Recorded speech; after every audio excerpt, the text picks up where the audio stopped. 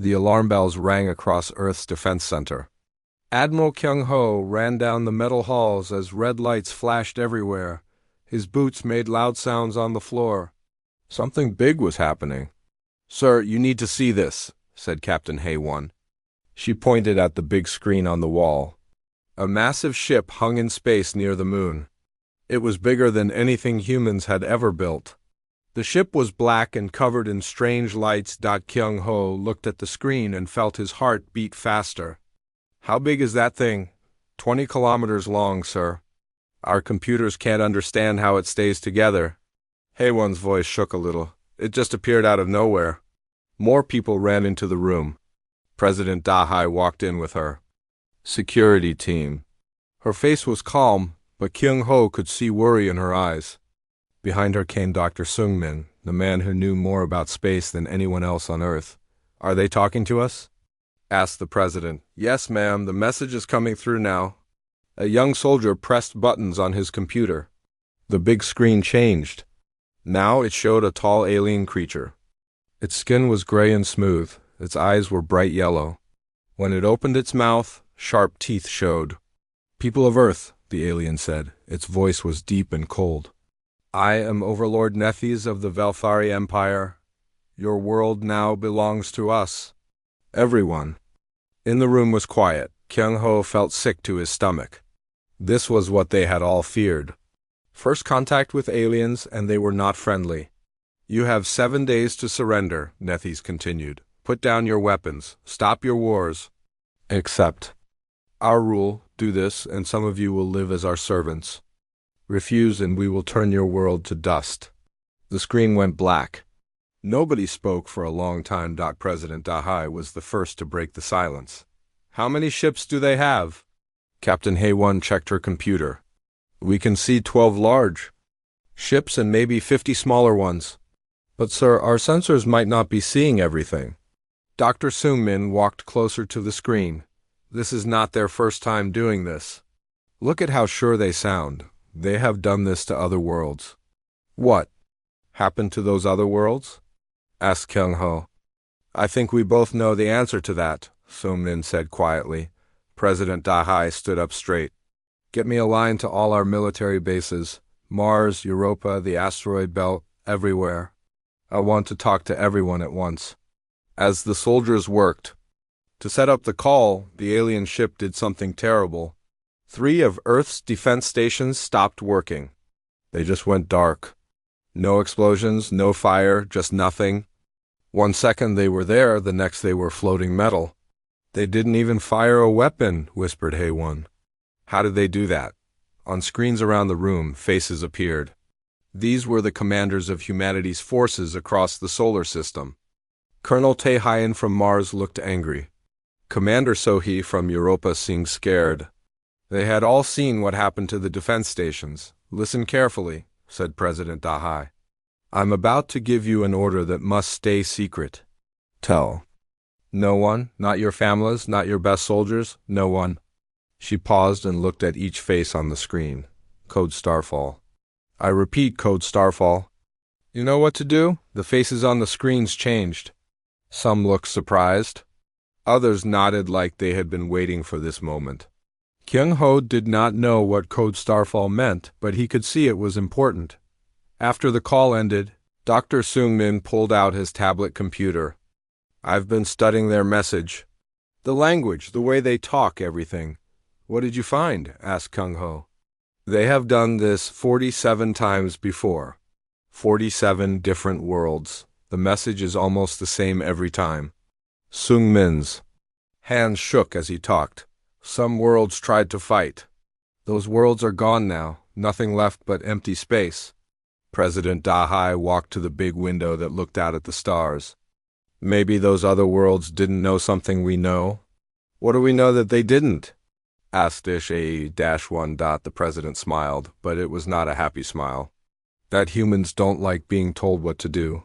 Far away in the dark space beyond Pluto, Admiral Wu Jin sat on the bridge of his ship. It was painted black and covered with special metal that made it invisible to most sensors. Around him, 300 other ships waited in the darkness. They had been waiting for years. "Sir, we got the message," said his assistant. "Code Starfall is active." Wu Jin nodded. "Start moving the fleet toward Earth, slow and quiet. We have 7 days to get ready." Back on Earth, the news spread quickly.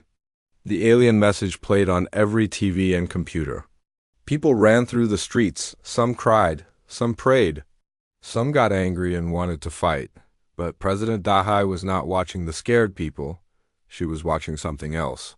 In secret, factories built deep underground. Workers were putting together weapons that the aliens had never seen before. Dr. Young Soo and engineer Mi Kyung worked day and night to make sure everything was ready. "Will it work?" asked Mi Kyung as she looked at the strange new bullets they were making. "It has to work," said Young Soo. "These aliens think we're weak because we haven't met other space people before. They think we'll be scared and give up." "Are we scared?" asked Mi Kyung. Young Soo looked out the window at Earth's beautiful blue sky. "Of course we're scared. But being scared and giving up are two different things." On the second day, Overlord Nethi sent another message. This time he showed pictures of other worlds that had fought back. Empty planets with no life, dead cities, burned forests. "This is what happens to those who resist us," he said. "Choose wisely, humans." But something strange happened after this message. Instead of getting more scared, many humans got angry. They remembered all the wars they had fought against each other. They remembered all the times they had been told they couldn't do something. And they decided that aliens telling them what to do was no different than any other bully. Captain. Hey, one watched her crew work on their ship. They were not running away or hiding. They were getting ready to fight. "Sir," she said to Admiral Kyung Ho, "do you really think we can win?" Kyung Ho looked at her for a long time before answering. "I don't know if we can win, but I know one thing. When these aliens go home, they're going to remember what happened when they tried to make humans kneel." As the third day ended, the alien ships moved closer to Earth. They seemed confident that humans would surrender. After all, 47 other worlds had given up when faced with the same choice. But Admiral Wu Jin's hidden fleet was getting closer too. And in the secret places where humans worked, new weapons were almost ready.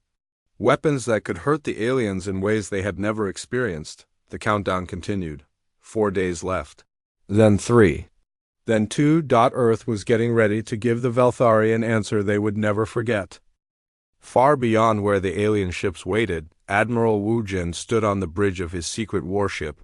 The ship was called Iron Tiger, and it was unlike anything the Velthari had ever seen. Around him in the darkness of space, 300 more. Ships moved like ghosts. "How long until we reach the meeting point?" Wu Jin asked his navigation officer. 6 hours, sir. The alien ships still cannot see us. Our stealth systems are working perfectly. Wu Jin nodded. For 20 years, humans had been building these ships in secret. They used materials from asteroids far from Earth. They powered them with new fusion engines that burned cleaner and quieter than anything before. Most importantly, they covered them with special metal that made them invisible to alien sensors. Commander Taehyun walked quickly through the weapon storage area of his corvette. His crew was loading special torpedoes into the ship's launch tubes. Each torpedo contained antimatter, the most dangerous substance humans had ever learned to control. "Be careful with those," Taehyun told his crew. "One mistake and we all become particles floating in space." A young weapons officer looked nervous. "Sir, are you sure these will work against alien shields?" Taehyun picked up one of the torpedoes. It was about the size of a person but weighed almost nothing. Inside was enough antimatter to destroy a small moon. "The aliens use energy shields. These shields can stop lasers and plasma bolts, but they cannot stop solid objects moving very fast." Dr. Young-soo had explained it to all the ship commanders. Before they left Earth, the Velthari had powerful shields, but they were designed wrong for fighting humans. They expected energy weapons because that's what most space civilizations used. They had never fought anyone who still used kinetic weapons, weapons that actually hit their targets instead of just shooting energy at them, on Earth. Engineer Mi Kyung was not preparing for battle. She was helping millions of people get to safety, but her job was not what it looked like. The aliens watching from their ships thought humans were running away in panic. They were wrong. Group 7, move to Shelter Point Delta, Mikyung spoke into her radio. Remember, stay quiet when you get there. The people getting on the transport vehicles looked scared, but they were also following a carefully made plan. The shelters they were going to were really underground military bases with their own weapons and shields. If the aliens landed on Earth's surface, they would find that the scared civilians had somehow turned into armed soldiers. Captain Sohee flew her stealth fighter close to the alien fleet. Her ship was so small and so quiet that the aliens could not detect it. Through her cameras, she could see the Velthari ships up close. "This is Ghost Eye 1 to command," she said into her communicator. "I'm looking at the alien ships now." "What do you see?" asked Admiral Kyung-ho's voice. So he studied the massive alien vessels through her scope. They were impressive and scary, but she started to notice things that made her feel better. "Sir, these ships are built to scare people, not to fight other spaceships. They're huge but slow. They have weapons pointing in all directions, but most of those weapons look like they're made for bombing planets, not fighting other ships." She flew closer to get a better look. "Sir, I think these aliens have never fought a real space battle. Their ships are designed to threaten worlds that don't have space fleets. They don't know how to fight enemies who can actually shoot back." This was exactly what Dr. Seung-min had suspected.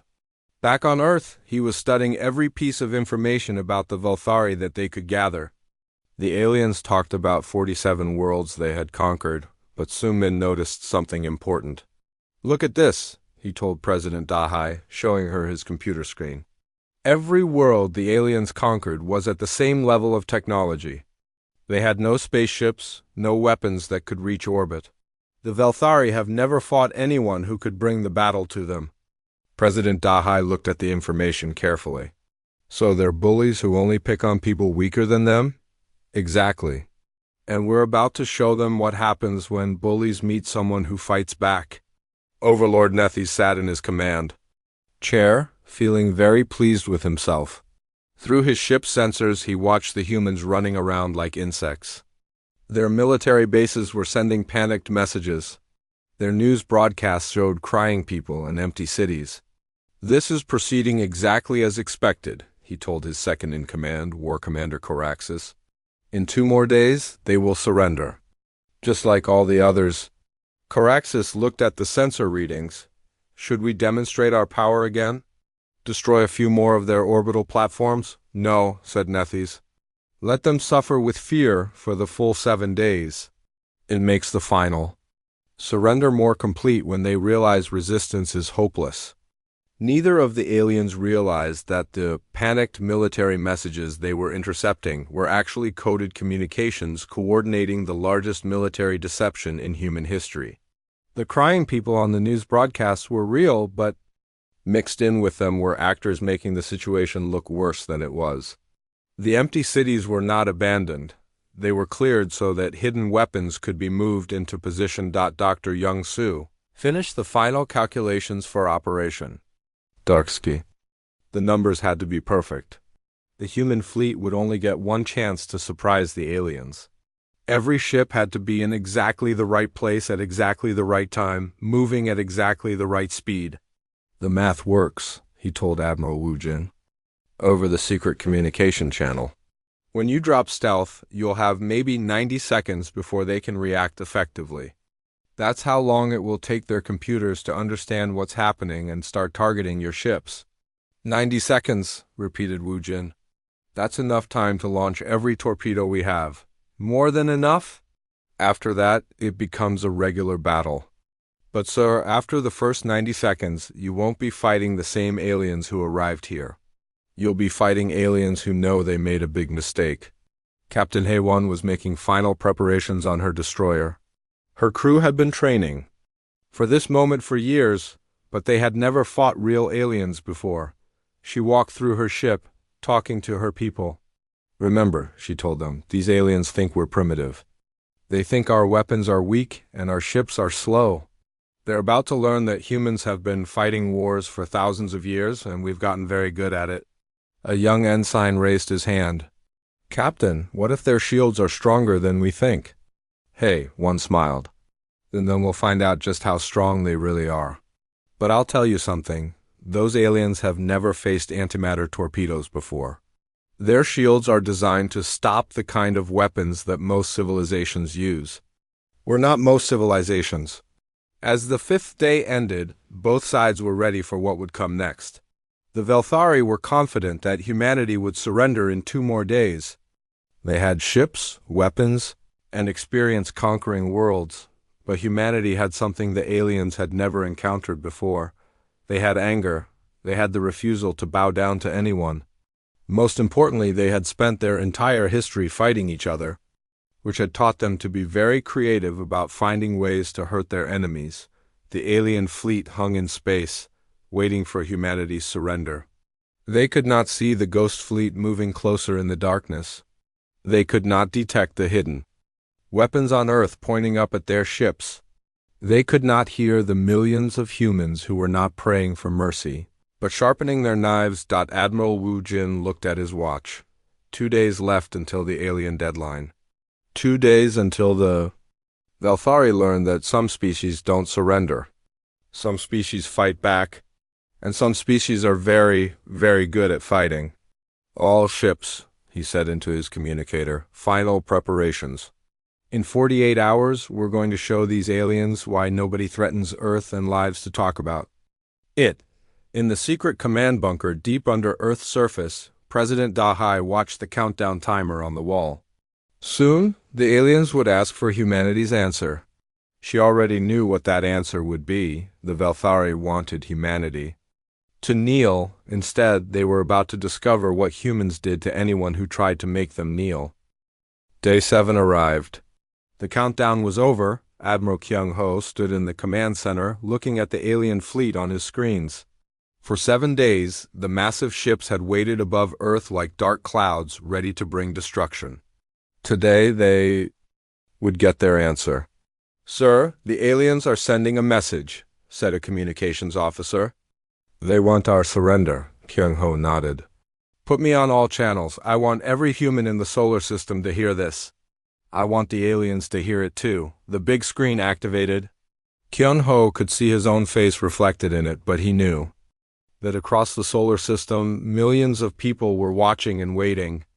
The alien ships were listening too, expecting to hear words of surrender and fear. Instead, Kyung-ho smiled. Overlord Nephis, he said, speaking directly to the alien commander. We have considered your generous offer to become your slaves. After careful thought, our answer is simple. We decline. The moment those words left his mouth, space around Earth exploded into light and motion. Admiral Wu Jin had been waiting for this exact second. All ships, drop stealth now, launch everything we have. 300 human warships suddenly appeared around the alien fleet like hunters surrounding prey. The Velthari had been watching empty space, thinking they were safe. Suddenly, that empty space was full of human ships with their weapons pointed directly at alien hulls. The aliens had 90 seconds before their computers could fully react. The humans made those 90 seconds count. Captain Haewon's destroyer was the first to fire. Launch all torpedoes, she ordered. Her weapons officer pressed the firing button, and 6 antimatter torpedoes shot out from her ship toward the nearest alien cruiser. The torpedoes moved at 20% the speed of light. The alien ship's energy shields activated, designed to stop laser beams and plasma bolts. But these weren't energy weapons. These were solid objects carrying antimatter, moving faster than the aliens had ever seen anything move. The first torpedo hit the alien cruiser's shield and passed right through it like it wasn't there. The antimatter inside the torpedo met regular matter in the alien ship's hull. The result was immediate and terrible.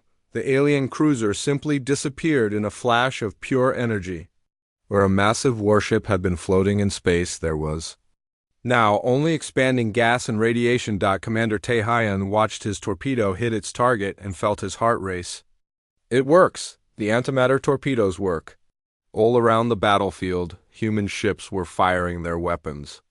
The aliens finally began to respond, turning their massive ships toward the attackers, but they were too slow. Their ships had been designed to frighten planets, not to fight fast. Small vessels that could appear and disappear in seconds. War Commander Coraxus screamed orders at his crew. Return fire, destroy them all. But his ship's weapons were designed for bombing cities, not for hitting small, fast-moving targets. The human ships danced around the alien fleet like wolves attacking a herd of slow, fat cattle. Captain, so he led a squadron of fighters in between the alien ships. Her small fighter was so fast that the alien gunners couldn't track it. She fired her weapons at the connection points where the alien ship's weapon systems attached to their hulls. "This is Ghost Leader," she said into her radio. "They're big guns. Can't turn fast enough to hit us. Get in close and stay close." Overlord Nethys watched in horror as his fleet was torn apart around him. This was not supposed to happen. Humans were supposed to be primitive. They were supposed to surrender. They were not supposed to have invisible ships with weapons that could destroy cruisers in single hits. "How many ships have we lost?" he asked his tactical officer. 17 destroyed, sir. 23 more have major damage, and sir, we've only been fighting for 8 minutes. 8 minutes. In 8 minutes, the humans had destroyed more Velthari ships than any enemy had ever managed to destroy in a single battle. Dr. Young-Soo watched the battle from Earth's command center. The mathematics were working perfectly. The human ships were exactly where they needed to be, moving at exactly the right speeds. The aliens were reacting exactly as predicted, slowly, clumsily, like giants trying to swat flies. "Admiral," he said to Kung Ho, "our casualty count so far is 3 fighters damaged, none destroyed." Their casualty count is 41 ships, destroyed or disabled. Kyung Ho could hardly believe it. 41 ships, in how long? 12 minutes, sir. The alien fleet tried to form a defensive formation, but Admiral Wu Jin had planned for this too. "All corvette squadrons, execute hammer pattern. Hit them from above and below simultaneously." The human corvettes, small ships designed for speed and stealth, attacked from directions the aliens didn't expect. Their antimatter torpedoes struck alien ships that were trying to defend against attacks from the front and sides. Commander Taehyun's corvette squadron destroyed 4 alien ships in 30 seconds. "These aliens have never fought a real space battle," he told his weapons officer. "They don't know how to defend against 3-dimensional attacks." Captain Haewon's destroyer moved through the alien formation like a shark through a school of fish. Her crew worked with perfect coordination, launching torpedoes, firing railguns, and launching missiles all at the same time. "Target the ship with the most armor," she ordered. "If we can crack their toughest ship, the others will panic." Her weapons officer identified the alien flagship, Overlord Nethys' massive dreadnought. It was the size of a city and covered in weapons and armor. It looked impossible to destroy. "All ships, concentrate fire on the flagship," ordered Admiral Wu Jin. "Show them that no ship is too big to kill." 50 human ships turned their weapons toward the alien flagship. Antimatter, torpedoes, railgun slugs, and nuclear missiles all struck the massive ship at once. Its shields flared and sparked, then failed completely. Explosions rippled across its hull, but the flagship didn't die. It was too big, with too much armor and too many backup systems. Overlord Nethys was wounded, and his ship was damaged, but he was still alive and still dangerous. "All remaining ships, retreat to the flagship," he ordered his surviving captains. "Form a defensive sphere around my vessel." The remaining alien ships, maybe 20 of them still able to fight, gathered around their commander's damaged dreadnought. They had started the battle with over 60 ships. Now most of their fleet was floating debris. Captain So, he saw what the aliens were trying to do. They're trying to protect their leader. "All fighters, attack the escorts. Don't let them form up." The battle continued for 4 more hours, but the outcome was never in doubt after the first 90 seconds. Human ships were faster, their weapons were more effective, and their tactics were superior. Most importantly, they were fighting for their home, While the aliens were fighting far from theirs, when the energy discharges finally faded and the shooting stopped, the space around Earth looked very different. 43 alien ships floated as expanding clouds of wreckage and gas. Only the massive flagship remained, its hull torn open in dozens of places, atmosphere leaking from its wounds like blood from a dying animal. Admiral Wu Jin's ship moved close to the alien flagship. "Overlord Nethys, this is Admiral Wu Jin of the human fleet. Your ship is disabled and your fleet is destroyed. Surrender now, and we will allow you to live." There was a long silence before Nethys answered. His voice was weak and full of pain. You don't understand what you have done. The hegemony has thousands of fleets, millions of ships. You have won one battle, but you cannot win the war. Maybe, said Wu Jin. But every war is made up of individual battles. And if they want to fight us, they'll get the same welcome you did. Captain So, he led a boarding party onto the alien flagship. They found Overlord Nethys in his command center, badly injured but still alive. Green blood leaked from wounds on his gray skin. Why? He asked her. Why didn't you surrender? Every other species surrendered. It would have been easier for everyone. So he looked at the dying alien commander. You picked the wrong species to threaten. Humans don't surrender. We fight back, and we're very good at fighting. Nethys coughed, and more green blood came out of his mouth. You have doomed your entire species. The hegemony will send more ships. Bigger ships. They will turn your world into dust. Let them come, said Sohee. We'll be waiting. As Overlord Nethys died, his final words were broadcast across the galaxy on captured alien communication systems. Every world under Velthari control heard what had happened above Earth. For the first time in 1,000 years, someone had fought. The Empire and one Admiral Kyung-ho stood on the observation deck of the command center, looking up at the stars. Somewhere out there, more alien ships were probably already heading toward Earth.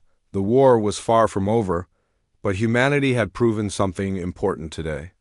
They had proven that the Velthari Empire could be beaten. They had proven that species didn't have to surrender and become slaves. Most importantly, they had proven that sometimes when someone orders you to kneel, the right answer is to stand up and fight. News traveled fast across the galaxy.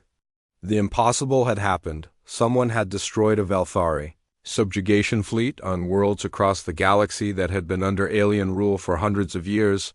People whispered the story to each other. In secret, a small blue world called Earth had said no to the Empire. Not only had they said no, they had destroyed 60 alien warships and killed an overlord.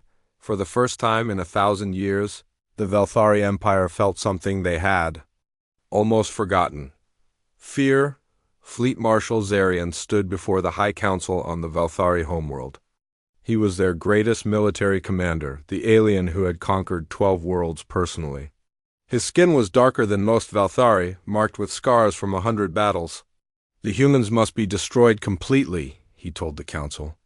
If other species believe they can resist us like Earth did, our entire empire will fall apart. The eldest council member, Ancient Vorthok, spoke with a voice like grinding stone. How many ships do you need? 2,000 ships. The largest fleet we have ever assembled. I want every human world turned to ash. I want their species to become a warning that will scare the galaxy for the next 10,000 years. Ancient Vorthok nodded slowly. Do it? Make them pay for their defiance. But the humans were not sitting still, waiting for revenge to come to them. Admiral Wu Jin had divided his ghost fleet into small groups. Each group had 10 to 20 ships, fast and deadly. They spread out across the galaxy like wolves hunting. In the darkness, Captain Haewon commanded Battle Group 7, 12 ships strong. They had spent 2 months traveling to the outer rim of Velthari space. Far from Earth, today they were hunting their first target. There it is, said her tactical officer, pointing at the screen. A Velthari supply convoy. 5 cargo ships. And 2 escort cruisers. Haewon studied the enemy ships. The convoy was carrying weapons and supplies to Velthari fleets throughout this sector. Destroying it would hurt the aliens' ability to fight other battles.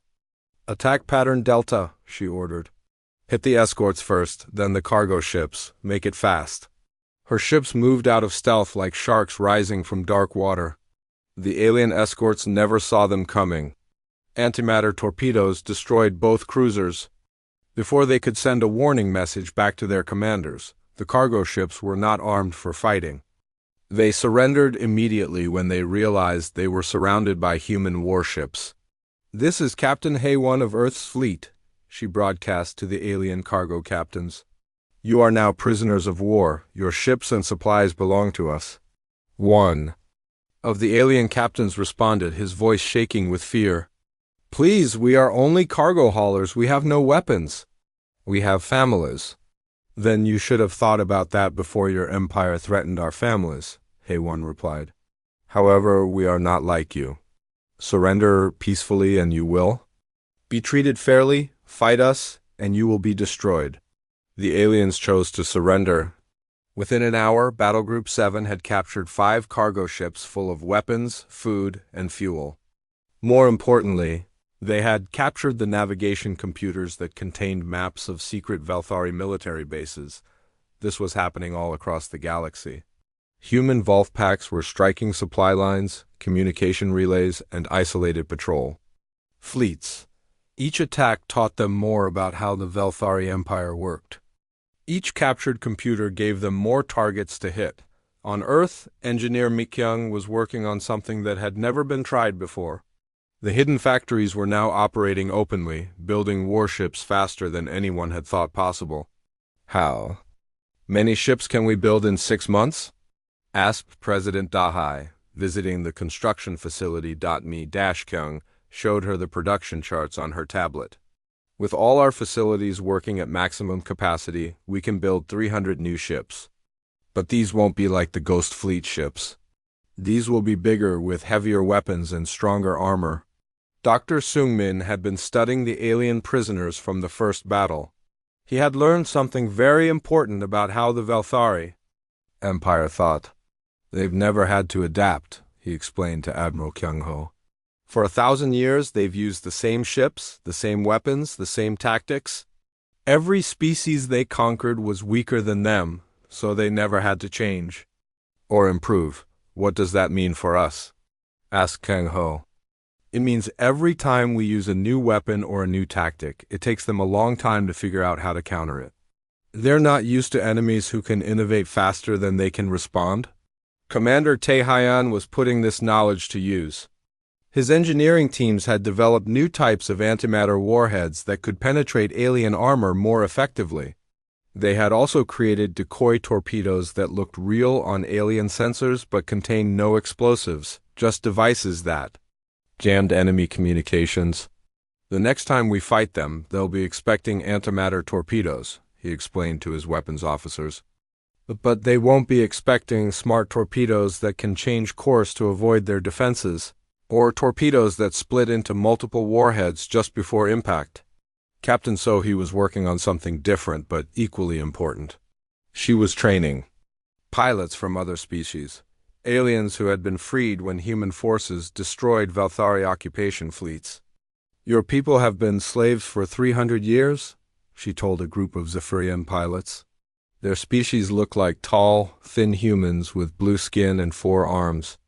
But you still remember how to fly, you still remember how to fight."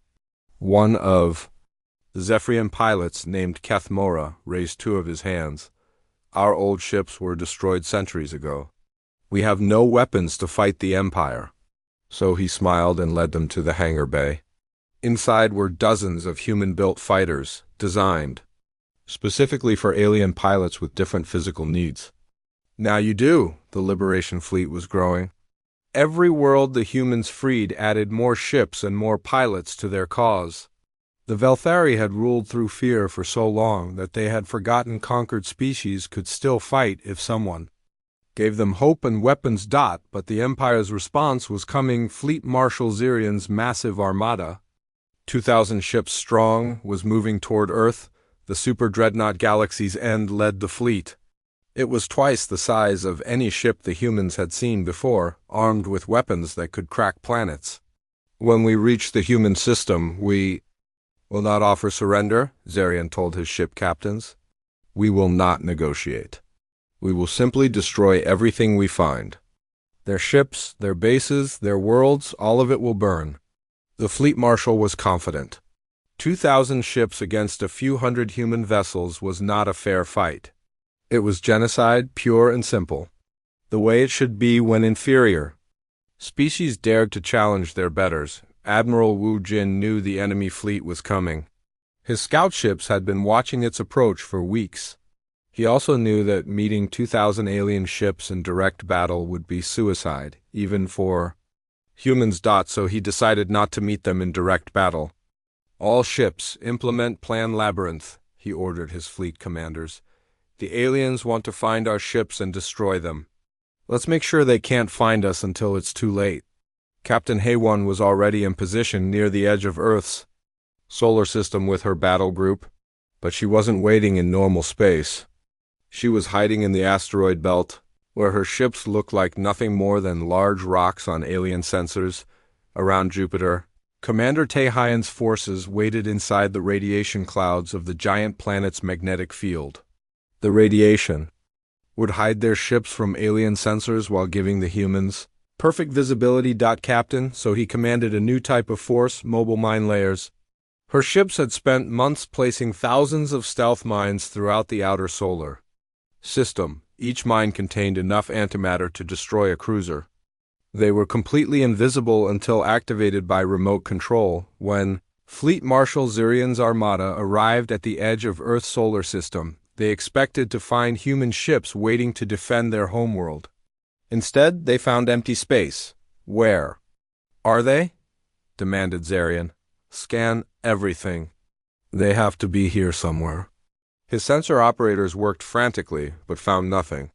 The human fleet seemed to have disappeared completely. Maybe they ran away, suggested one of his captains. Maybe they realized they could not fight our great fleet. Zarian nodded thoughtfully. That made sense. The humans had been brave when facing a single subjugation fleet, but 2,000 ships was different. No species was crazy enough to fight those odds. He was wrong. The humans hadn't run away. They were everywhere and nowhere, waiting in the dark spaces between planets, hiding in radiation shadows and asteroid fields. They had turned their entire solar system into a trap. All ships advance toward Earth, Zarian commanded. Spread out and search for any remaining human forces. When we find them, show no mercy. As the massive alien fleet moved deeper into the solar system, Captain Sohee smiled from her hiding place among Jupiter's moons. Activate the mines, she ordered. Let's welcome our visitors properly. 2,000 alien warships had come to destroy humanity. They were about to learn that sometimes when you enter someone else's home looking for a fight, you might not like what you find waiting for you. The mines activated all at once. Fleet Marshal Zarian watched in horror as his mighty armada suddenly found itself in the middle of a killing field. Explosions bloomed like deadly flowers throughout his fleet as hidden antimatter mines detonated. Against ship hulls, damage report. He screamed at his communications officer. We've lost 300 ships, sir. The mines were everywhere, completely invisible until they exploded. 300 ships destroyed in the first minute. Zarian had never seen anything like it. The humans had turned their entire solar system into a weapon, but this was only the beginning. Captain Sohee watched the alien fleet panic as her mines did their work. All fighter squadrons begin attack run Alpha. Hit the damaged ships first, finish what the mines started. Human fighters swarmed out from their hiding places around Jupiter's moons. They moved in perfect formation, their pilots trained to work together like a single deadly organism. The aliens tried to defend themselves, but their big ships were too slow to track the small, fast fighters. Admiral Wu Jin observed the battle from his flagship Terra Invicta. This ship was humanity's newest and most powerful warship, built with everything they had learned from fighting the Velthari around him. A combined fleet of human ships and vessels from 6 liberated alien species moved into attack positions. "The trap is working perfectly," reported his tactical officer. "The enemy fleet is scattered and confused." "Their formation is broken," Wujin nodded. "Signal all battle groups. Execute Omega strike pattern. Hit them from every direction at once." What happened next would be remembered as the greatest space battle in galactic history. Human ships appeared from every hiding place in the solar system simultaneously. From the asteroid belt, from behind planets, from inside radiation clouds, everywhere the aliens looked. Human warships emerged like predators who had been waiting patiently for their prey. "Captain, hey," one led her battle group in a devastating attack on the alien fleet's left flank. Her ships had been hiding inside a hollow asteroid for 3 days, waiting for this moment. "All ships, full attack," she ordered. "Show them what happens when they threaten Earth." Her destroyers and corvettes tore through the alien formation like bullets through paper. The antimatter torpedoes had been improved since the first battle.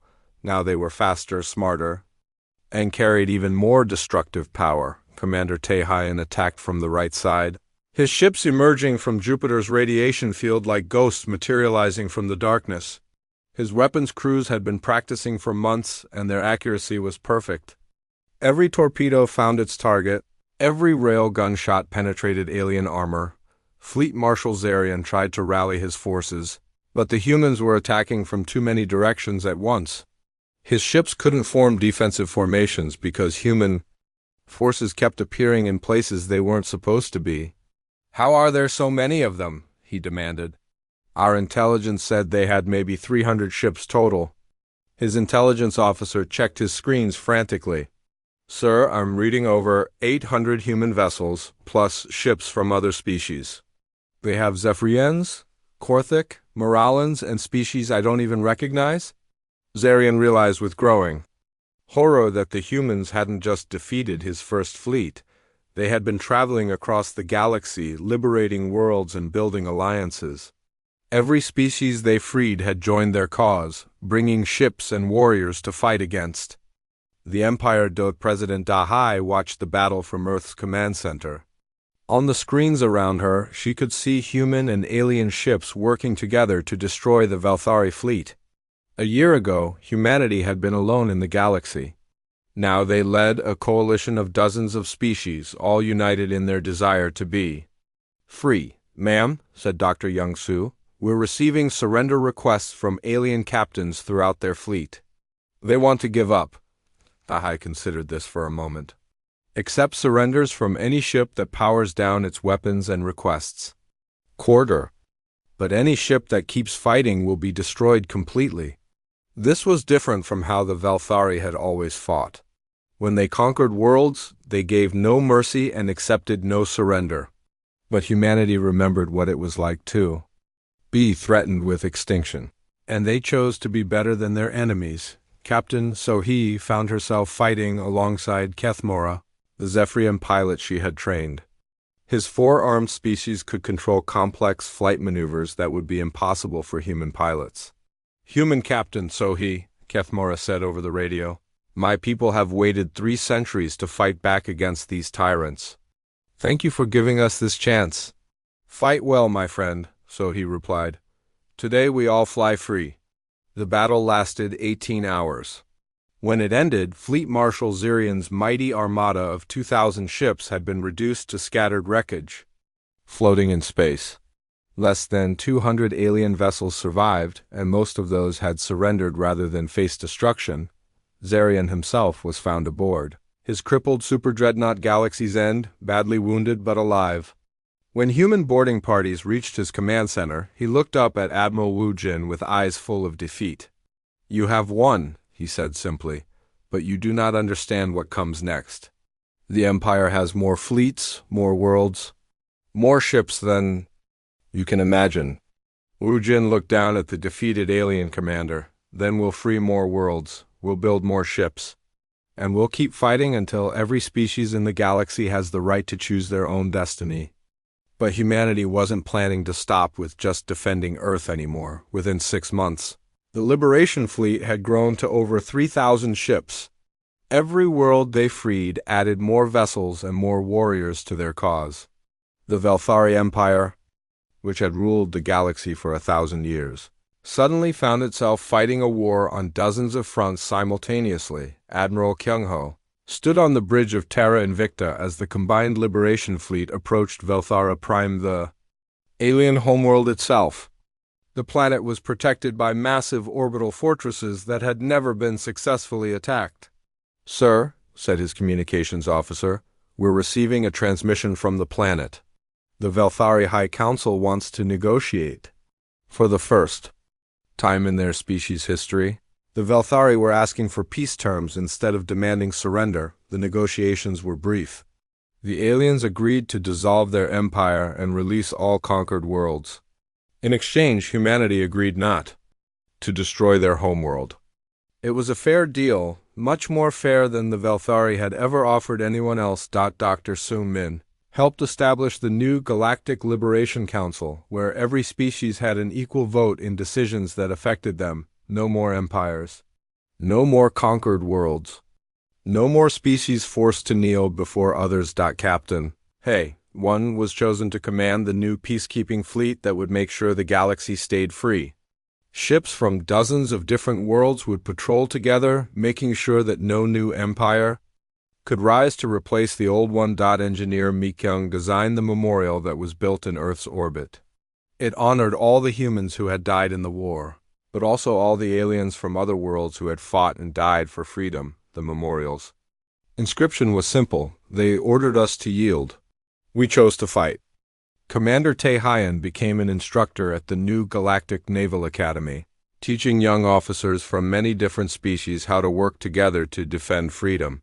His first lesson was always the same: the strongest weapon in the galaxy is not antimatter or fusion power. It's the refusal to give up when someone tries to make you surrender. Captain So, he continued flying, but now she led mixed squadrons of pilots from dozens of worlds. They patrolled the galaxy together, making sure that trade routes stayed open and that no world ever again faced conquest alone. Years later, when historians wrote about the Velthari War, they would say that humanity's greatest victory was not destroying the alien empire. Their greatest victory was proving that the galaxy didn't need empires at all. The Velthari had ruled through fear for 1,000 years. They had conquered 47 worlds and made slaves of billions. They thought they were the strongest species in the galaxy. They were wrong. Strength wasn't about having the biggest ships or the most advanced weapons. Real strength was about refusing to kneel when someone ordered you to surrender. Real strength was about standing up for what was right, even when the odds seemed impossible. Most importantly, real strength was about helping others find their own strength so they could stand up too. The Velthari had ordered humanity to yield. Instead, human warships had darkened their skies and taught the galaxy that some things are worth fighting for. Freedom was one of those things. The right to choose your own path was another. And when the last Velthari fortress fell and the last Empire ship surrendered, every free world in the galaxy knew that they would never have to kneel again. The humans had kept their promise. They had shown the galaxy what happened when you threatened Earth and everything it stood for. The galaxy was free, and it would stay free as long as there were those willing to fight for it.